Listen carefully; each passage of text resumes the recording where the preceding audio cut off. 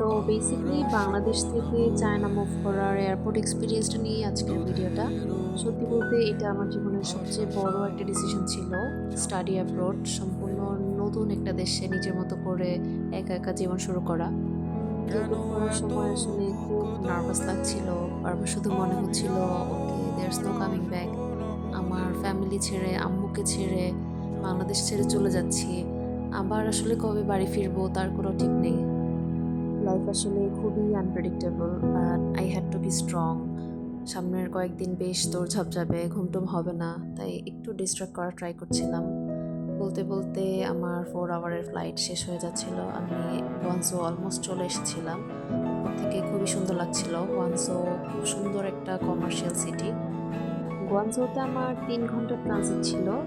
এয়ারপোর্টটা আসলে বেশ বড় আর খুবই সুন্দর। এখানে সবকিছু বারবার রিচেকিং হচ্ছিল, কোনো ভাইরাস-টাইরাস আছে কিনা সবকিছু চেক করছিল। এয়ারপোর্টটা আসলে এত বড়, একটা প্রসেসিং শেষ করতে করতে আমার প্রায় 3 ঘন্টাই চলে যাচ্ছিল। এরপরে আমি ফ্লাইটটা ধরলাম। আমি খুবই টায়ার্ড ছিলাম, এক ফোঁটা পানিও খেতে পারিনি, এত রাশে ছিলাম। ওয়েট করছিলাম কখন টেক অফ করবে আর একটু ঘুমাতে পারবো, কারণ পরের দিনও আসলে অনেক দৌড়ঝাঁপটা যাবে। টেক অফ করার সময় এতক্ষণে আসলে খেয়াল হলো যে আমি নতুন একটা দেশে অলরেডি চলে এসেছি, আমার নতুন একটা অধ্যায় শুরু। এই তো এরপরে টেক অফ করলো, আমি বাইরে তাকালাম, দেখলাম এত সুন্দর ভিউ। মেঘগুলোর মধ্যে একদম ভেসে বেড়াচ্ছি। একটু কফি খেতে খেতে মেঘ দেখছিলাম।